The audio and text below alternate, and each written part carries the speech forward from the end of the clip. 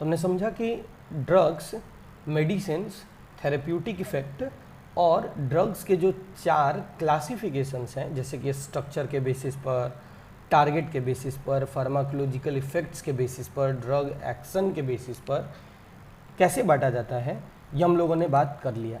आइए स्टूडेंट्स, अब हम लोग बढ़ते हैं अपने दूसरे टॉपिक की तरफ, और दूसरे टॉपिक में हम लोग समझने का कोशिश करते हैं, जानने का कोशिश करते हैं कि कोई drug target interaction, drug target interaction का मतलब क्या हुआ कि कोई भी ड्रग अपने टारगेट, अभी मैंने बताया ना टारगेट जैसे क्या हो सकता है, कोई एंजाइम हो सकता है, कोई प्रोटीन हो सकता है, फैट, लिपिड्स वगैरह हो सकते हैं। तो कोई भी ड्रग अपने टारगेट से इंटरेक्ट करके काम कैसे करता है ये समझने का कोशिश करते हैं। और देखिए स्टूडेंट्स, इस बात को समझाने के लिए मतलब हम लोग एक कॉमन टारगेट लेते हैं, और ड्रग्स का एक कॉमन टारगेट होता है एंजाइम। तो सबसे पहले तो बात करें कि एंजाइम होता क्या है। तो स्टूडेंट आप पढ़ ही रहे होंगे, देखे होंगे कि एंजाइम एक प्रोटीन है। देखिए इसीलिए मैंने शुरू में ही बोला है स्टूडेंट्स कि ये क्या है, पूर्ण रूप से बायोलॉजिकल लेसन है। बायोलॉजी बैकग्राउंड के स्टूडेंट्स इस लेसन को बहुत अच्छे से समझेंगे। तो आइए बात करें हम लोग कि एंजाइम क्या है। तो एक तरह का प्रोटीन है which play the role of biological catalyst. Actually समझिए, बायोलॉजिकल कैटलिस्ट का मतलब हमारे बॉडी के अंदर बहुत तरह के रिएक्शंस होते रहते हैं, जिन्हें हम लोग बायोलॉजिकल रिएक्शन या मेटाबॉलिक रिएक्शंस कहते हैं। नॉर्मली ऐसा देखा जाता है कि उन मेटाबॉलिक रिएक्शंस का स्पीड बहुत बार स्लो होता है और बहुत बार फास्ट होता है। तो उनकी स्पीड को चेंज करने के लिए हमारे बॉडी के द्वारा एक प्रोटीन का इस्तेमाल किया जाता है, जिसे कि हम लोग एंजाइम कहते हैं। तो ये ध्यान में रखना होगा कि एंजाइम कोई भी पूछे तो आप यही बोलेंगे कि एंजाइम एक प्रोटीन है जो हमारे बॉडी के अंदर जितने भी बायोलॉजिकल रिएक्शंस होते हैं उन्हें कैटलाइज करता है, मतलब उनके रेट को या तो बढ़ाता है या इनके रेट को नॉर्मली घटाता है। तो उस प्रोटीन को हम लोग नॉर्मली एंजाइम्स का नाम देते हैं। अब एंजाइम का हमारे बायोलॉजिकल रिएक्शंस में क्या काम है, हमारे बॉडी के अंदर रिएक्शंस में क्या काम है, इस बात को समझाने से पहले मैं आपको बता दूं नॉर्मली एक रिएक्शन के बारे में। स्टूडेंट आपको पता है जब भी कोई रिएक्शन होता है तो रिएक्शंस में एक रिएक्टेंट ज़्यादा मात्रा में होता है और एक रिएक्टेंट थोड़ा कम मात्रा में होता है। जो ज़्यादा मात्रा में होता है उसके ऊपर रिएक्शन होता है, और जो कम मात्रा में होता है वो नॉर्मली अटैक करने का काम करता है। तो देखिए जिसके ऊपर रिएक्शन होता है ना स्टूडेंट, उसे हम लोग सबस्ट्रेट बोलते हैं, और जो अटैक करने का काम करता है उसे हम लोग अटैकिंग रिएजेंट बोलते हैं। तो ये ध्यान में रखना होगा, कोई भी रिएक्शन में 2 पार्ट होता है, एक सबस्ट्रेट होता है जिसके ऊपर रिएक्शन होगा, और अटैकिंग रिएजेंट वो होता है जो कि अटैक करके रिएक्शन को करता है।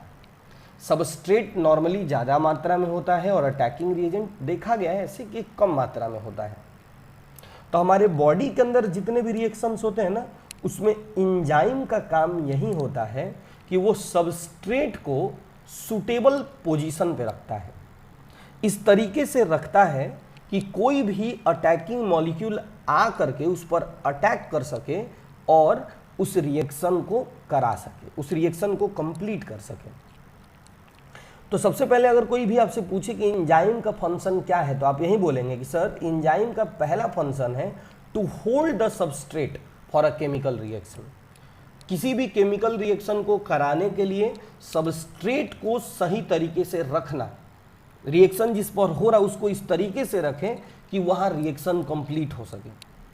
और इस सबस्ट्रेट को सही ढंग से रखने का काम कौन करता है, तो एंजाइम का एक्टिव साइट। एक्टिव साइट मतलब वो साइट जो कि रिएक्शन में तेजी से अफेक्ट करता हो, जो रिएक्शन में तेजी से भाग लेता हो।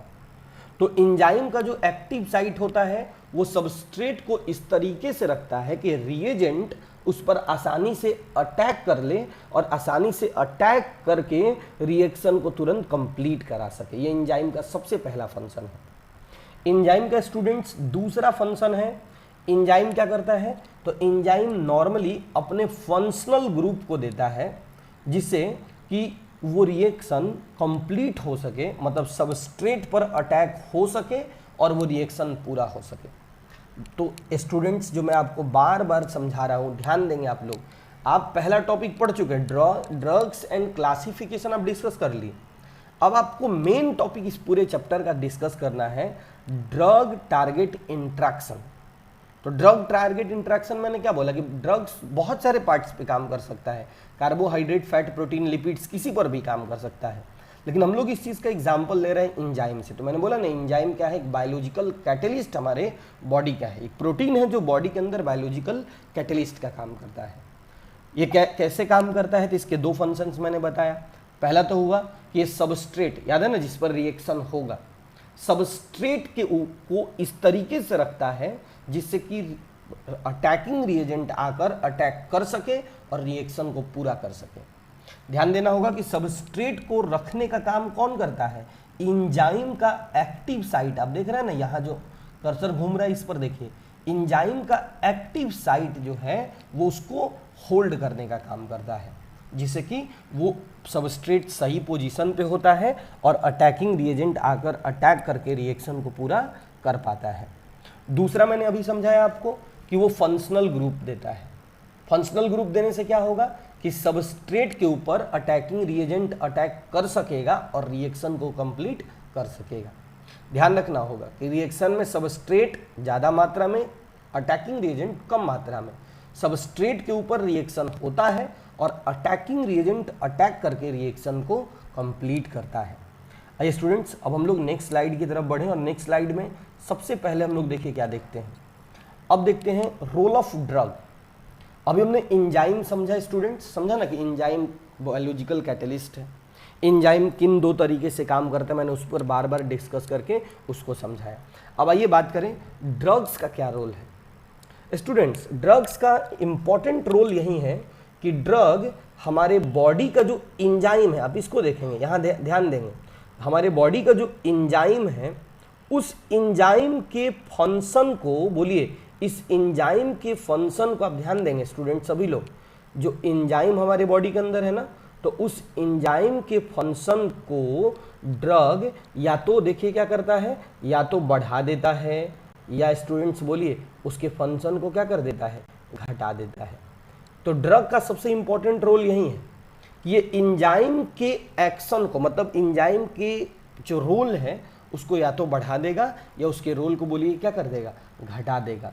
यही इसका सबसे इंपॉर्टेंट एक्शन होता है, यही इसका सबसे इंपॉर्टेंट रोल होता है। तो कोई भी आपसे पूछे कि ड्रग का रोल क्या है, तो आप यही बोलेंगे कि ड्रग का रोल है कि या तो ये क्या करेगा, इंजाइम के एक्शन को बढ़ाएगा या इंजाइम के एक्शन को घटाएगा। तो आइए हम लोग सबसे पहले इसके इफेक्ट्स पर ही बात करें। तो पहला टॉपिक बनता है इंजाइम इनहिबिटर।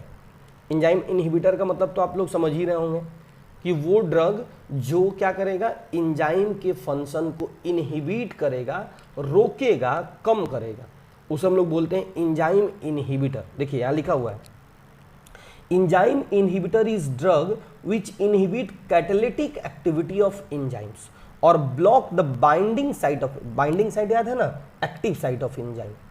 देखिए मैंने बताया ना, इंजाइम इनहिबिटर वो ड्रग होगा जो इंजाइम के कैटलिस्ट एक्शन को क्या कर देगा, ब्लॉक कर देगा, रोक देगा, उसके एक्टिव साइट को ब्लॉक कर देगा, जिससे कि सबस्ट्रेट वहां पर जुड़ ही नहीं पाएगा, वहां पर अटैकिंग रिएजेंट आ ही नहीं पाएगा और रिएक्शन पूरा नहीं हो पाएगा। तो सबसे पहले ये ध्यान में रखना होगा, कोई भी आपसे पूछेगा ड्रग का काम, तो इंजाइम की एक्टिविटी को या तो बढ़ाना या घटाना।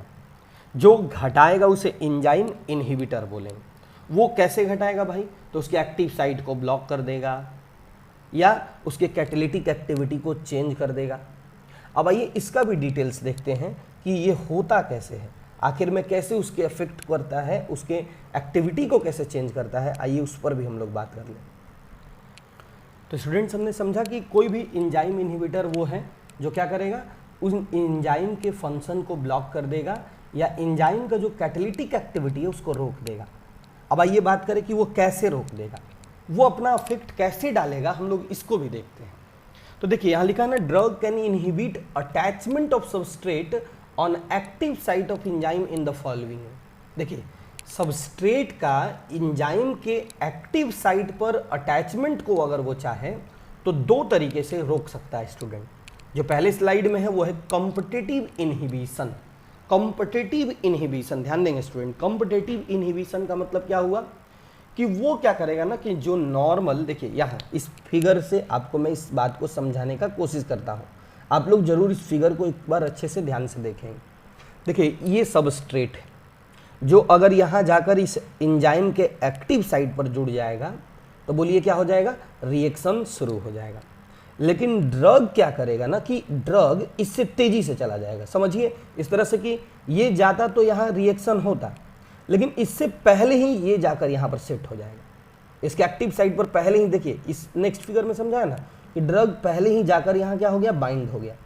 और जैसे ही ड्रग यहाँ जाकर बाइंड हो गया स्टूडेंट्स, तो आप देख पा रहे होंगे कि ड्रग के बाइंड हो जाने से अब सबस्ट्रेट जा ही नहीं पाया, और जब सबस्ट्रेट नहीं जा पाया तो वो रिएक्शन वहाँ पर कंप्लीट नहीं हो पाएगा, वो रिएक्शन वहाँ पर पूरा नहीं हो पाएगा स्टूडेंट्स। तो आइए अब हम बात करें दूसरा तरीका जिससे कि कोई भी मतलब कि ब्लॉक कर सकता है, एंजाइम इनहिबिटर का काम कर सकता है, वो है नॉन कॉम्पिटिटिव इनहिबिशन। ध्यान देंगे, नॉन कॉम्पिटिटिव इनहिबिशन का मतलब क्या होता है स्टूडेंट्स, नॉन कॉम्पिटिटिव इनहिबिशन का मतलब होता है कि वो अब उससे कंपटीशन नहीं करेगा। देखिए यहाँ लिखा है some drug do not bind the enzyme active site, instead bind to different site of enzyme called allosteric site. देखिए यहाँ समझिए मैंने क्या बोला कि इस बार वो जो है ड्रग उससे क्या करेगा, मतलब कि कंपटीशंस नहीं करेगा, ये नहीं कि दौड़ के पहले जाके वहाँ जुड़ जाएंगे, ये नहीं करेगा। वो क्या करेगा, देखिए ये इनहिबिटर है, ये फिगर में समझिए, ये इनहिबिटर है, ये एंजाइम है, और ये इसका देखिए एक्टिव साइट है। फिगर में क्लियर हो रहा है स्टूडेंट्स। जानते हैं ये क्या करेगा, ये जो इनहिबिटर है इसके दूसरे साइट पर, जिस दूसरे साइट को देखिए यहाँ क्या हम लोग बोलते हैं, एलोस्ट्रिक साइट, इसके एलोस्ट्रिक साइट पर जाकर जुड़ जाएगा। और इस एलोस्ट्रिक साइट पर जैसे ही जुड़ेगा तो देखिए क्या होगा, जो इसका एक्टिव साइट है उसका शेप चेंज हो जाएगा। और शेप चेंज होने से क्या हो जाएगा स्टूडेंट, शेप चेंज होने से क्या होता है कि अब जो हमारा सबस्ट्रेट आएगा वो इसमें सेटअप ही नहीं हो पाएगा या उसको पहचान ही नहीं पाएगा। समझिएगा, ध्यान दीजिए, एक्टिव साइट पहले ऐसे था, एकदम की एंड लॉक सिस्टम इसको बोलते हैं, चाबी और ताले की तरह, बिल्कुल अगर एक जैसा रहेगा तभी फिट बैठेगा एक्टिव साइट और सबस्ट्रेट। लेकिन ये इनहिबिटर क्या किया, इसके दूसरे जगह पे उससे कंपटीशन नहीं किया है, इस बार पहले दूसरे जगह पर जाके जुड़कर उसके शेप को चेंज कर दिया।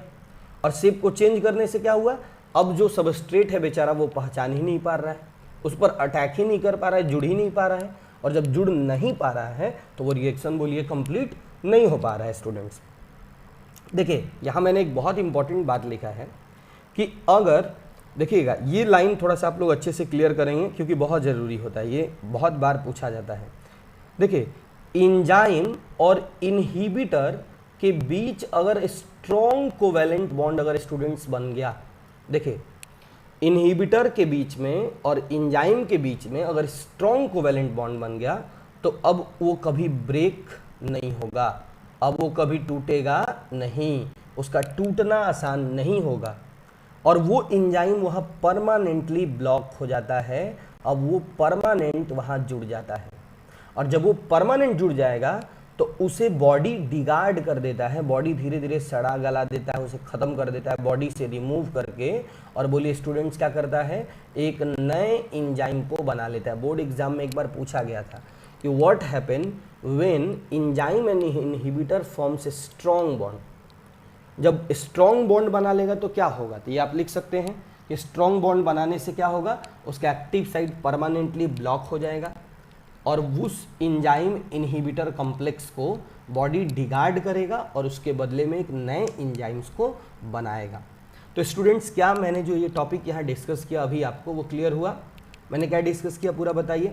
हम लोगों ने डिस्कस किया सबसे पहले एंजाइम्स पर कि एंजाइम बॉडी के कैटलिस्ट का काम करते हैं और बॉडी के जितने भी रिएक्शंस होते हैं उन्हें फास्ट करते हैं।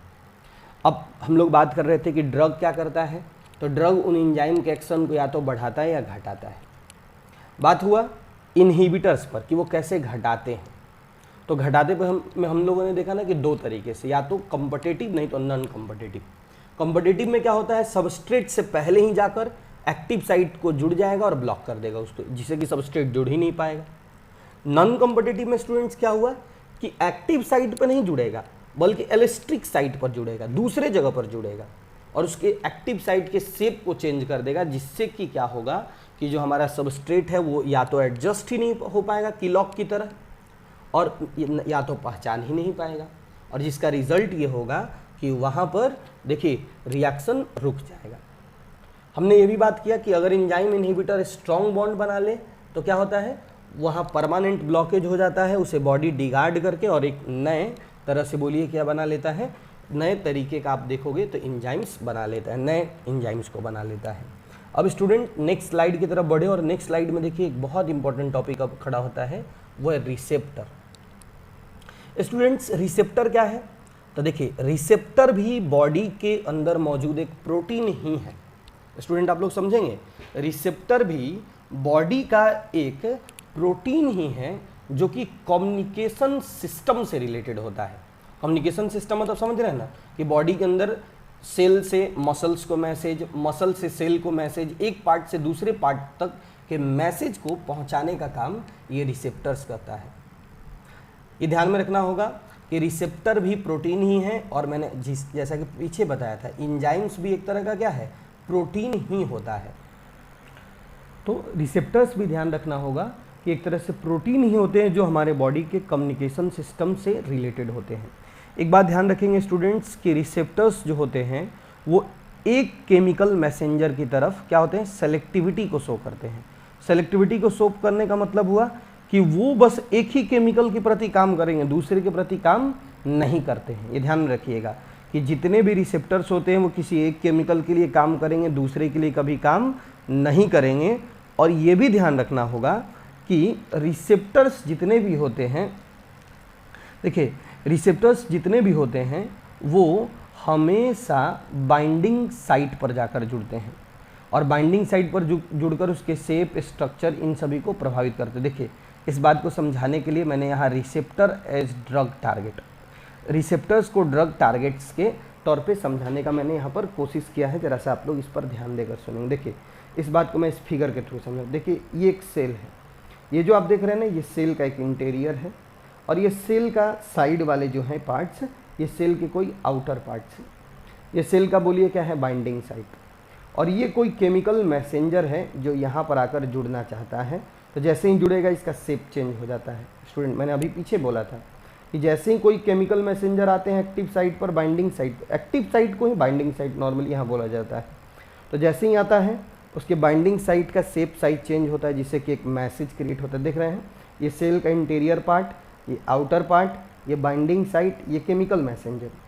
जैसे ही ये केमिकल, देखिए नेक्स्ट स्लाइड में, नेक्स्ट फिगर में देखिए, जैसे ही ये बाइंडिंग साइट के करीब आया तो तुरंत क्या हुआ, इसका शेप चेंज हो गया, और इसका शेप चेंज होने का रिजल्ट बोलिए क्या हुआ कि यहाँ पर मैसेज प्रोड्यूस हो गया, और ये मैसेज अदर सेल्स में या अदर मसल्स में या अदर न्यूरॉन्स में आप देखोगे तो ट्रांसफ़र हो जाता है।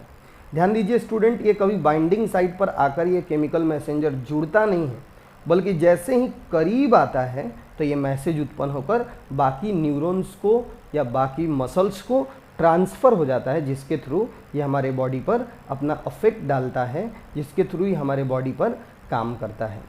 स्टूडेंट्स हम लोग थोड़ा सा और आगे बढ़ें, नेक्स्ट स्लाइड की तरफ देखने का कोशिश करें। तो आइए हम लोग अब बात करें थोड़ा सा यहाँ some important class of drugs पर। देखिए अब हम लोग आ गए थर्ड टॉपिक के ऊपर।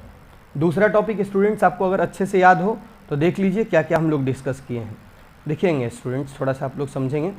देखिए हम लोगों ने सबसे पहले इससे पीछे में क्या क्या बात किया है उसको एक बार समझने का कोशिश करते हैं। यहाँ से हमारा शुरू हुआ था रोल ऑफ ड्रग्स पर, उससे भी पीछे एंजाइम्स पर। एंजाइम हम लोगों ने समझा ना कि वो प्रोटीन है जो बॉडी के अंदर बायोलॉजिकल कैटलिस्ट का काम करता है। इसके दो फंक्शंस हैं, सबस्ट्रेट को सही तरीके से होल्ड करना जिससे अटैकिंग रिएजेंट आकर अटैक करके रिएक्शन को पूरा कर सके, नहीं तो दूसरा इसका फंक्शन स्टूडेंट मैंने क्या बताया कि यह फंक्शनल ग्रुप देता है जिससे कि अटैकिंग रिएजेंट अटैक करके केमिकल रिएक्शन को पूरा करता है। ये क्लियर है। उसके बाद हम लोग नेक्स्ट स्लाइड में जब आए तो पढ़े कि ड्रग का काम है या तो क्या करना, एंजाइम के एक्शन को बढ़ाना या उसके रोकना। तो एंजाइम के एक्शन को जो रोकता है उसे एंजाइम क्या बोलते हैं, इनहिबिटर। और ये दो तरीके से रोकता है, एक कॉम्पिटिटिव वे में क्या करेगा, सबस्ट्रेट से पहले ही एक्टिव साइट पे जुड़ जाएगा और तुरंत उसको रोक देगा। सबस्ट्रेट जाएगा ही नहीं तो रिएक्शन होगा नहीं। नहीं तो दूसरा इसका क्या है, आपने पढ़ा नॉन कॉम्पिटिटिव, क्या करेगा, कंपटीशन नहीं करेगा बल्कि दूसरे एलोस्ट्रिक साइट पर जाकर जुड़ जाएगा। जैसे कि एक्टिव साइट का शेप चेंज हो जाएगा और कोई जो सबस्ट्रेट है वो जुड़ ही नहीं पाएगा, की एंड लॉक की तरह फिट नहीं हो पाएगा या उससे अटैच नहीं हो पाएगा और नतीजा वो नहीं जुड़ पाएगा। उसके बाद हम लोगों ने क्या पढ़ा स्टूडेंट्स, उस पर हम लोग आते हैं। तो उसके बाद हम लोगों ने देखा सबसे नेक्स्ट टॉपिक पर रिसेप्टर्स। तो बात क्या ना कि रिसेप्टर भी वो प्रोटीन होते हैं जो बॉडी के अंदर कम्युनिकेशन सिस्टम्स क्या है, कम्युनिकेशन सिस्टम से जुड़े होते हैं। नॉर्मली ये सेलेक्टिव नेचर के होते हैं, बस एक ही केमिकल मैसेंजर की तरफ काम करते हैं। इसमें क्या होता है, देखिए सेल, ये बाइंडिंग साइट, ये आउटर पार्ट, ये इंटीरियर पार्ट्स था। जैसे ही केमिकल मैसेंजर आया, बाइंडिंग साइट का शेप चेंज हो गया, मैसेज उत्पन्न हो गया और मैसेज वो दूसरे न्यूरॉन्स या दूसरे मसल्स को ट्रांसफर्ड हो गया। ध्यान दीजिए ये कभी बाइंडिंग साइट पर आकर जुड़ता नहीं है। आइए स्टूडेंट्स हम लोग अब बात करें एक नेक्स्ट, थोड़ा सा ये टॉपिक छूट रहा था। देखिए एक छोटा सा ये टॉपिक है जो कि हमेशा ध्यान रखना होगा, आपसे पूछा जा सकता है। देखिए जो दो टॉपिक हम लोग को मैंने बोला ना काफ़ी इंपॉर्टेंट है, छूट रहा था ये। देखिए यहाँ क्या दिया हुआ है, drug that bind to the receptor site and inhibits its natural function are called antagonist. Student समझेंगे आप लोग, कहने का क्या मतलब हुआ कि वैसे ड्रग जो रिसेप्टर साइट को बाइंड कर दें, रिसेप्टर साइट को रोक दें और उसके जो हमारे पास रिसेप्टर्स हैं उनके नेचुरल फंक्शन को इनहिबिट करे, रोके, तो उसे एंटोगोनिस्ट कहते हैं। ध्यान दीजिए उसे हम लोग क्या बोलते हैं, एंटेगोनिस्ट। वहीं स्टूडेंट्स ध्यान में रखना होगा कि ये एंटेगोनिस्ट कब चाहिए, जब आप मैसेज को ब्लॉक करना चाहते हैं, आप चाहते हैं कि उस पार्ट में मैसेज ना पहुंचे, तो आप उस कंडीशन में एंटेगोनिस्ट का इस्तेमाल करते हैं, आप उस कंडीशन में एंटेगोनिस्ट यूज़ करते हैं स्टूडेंट्स। देखिए बहुत बार ऐसा होता है कि आपको ज़रूरत होता है कि हम लोग क्या करें, उस मैसेज को बढ़ाएं, हम लोग ऐसा करें कि जिससे कि वो मैसेज हमारे उस पार्ट्स में अधिक से अधिक तक पहुंचे। तो उस कंडीशन में क्या करते हैं स्टूडेंट्स, हम लोग ऐसे ड्रग का इस्तेमाल करते हैं जो कि स्विच ऑन द रिसेप्टर, जो रिसेप्टर की एक्टिव साइट को और बढ़ा दे, तो उसे हम लोग एगोनिस्ट कहते हैं। समझेंगे स्टूडेंट्स, आप लोग देखेंगे जो ड्रग के एक्टिव साइट को बाइंड करेगा, ड्रग नहीं बल्कि रिसेप्टर के साइट को, रिसेप्टर के साइट को ब्लॉक करेगा तो वो एंटेगोनिस्ट है, और जो रिसेप्टर के साइट को स्विच ऑन करेगा, उसको बढ़ाएगा, कहेगा कि और मैसेज लो, तेजी से इकट्ठा करो, तो उसे आप लोग एगोनिस्ट कहोगे।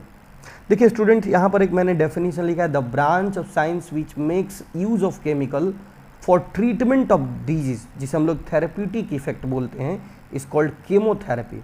देखिए केमिस्ट्री में एनसीईआरटी बुक में लाइन लिखा हुआ था, इसलिए मैंने यहाँ पर लिख दिया है केमोथेरेपी। केमोथेरेपी मतलब क्या हुआ कि साइंस का वो ब्रांच जिसमें कि आप लोग केमिकल्स की मदद से डिजीज़ का इस्तेमाल, डिजीज़ का ट्रीटमेंट करते हो। देखिए समझिए, साइंस का वो ब्रांच जिसमें आप केमिकल्स की मदद से डिजीज़ का ट्रीटमेंट करते हो, तो बताइए उस ब्रांच को हम लोग क्या बोलते हैं, केमोथेरेपी बोलते हैं, उसे हम लोग केमोथेरेपी का नाम देते हैं।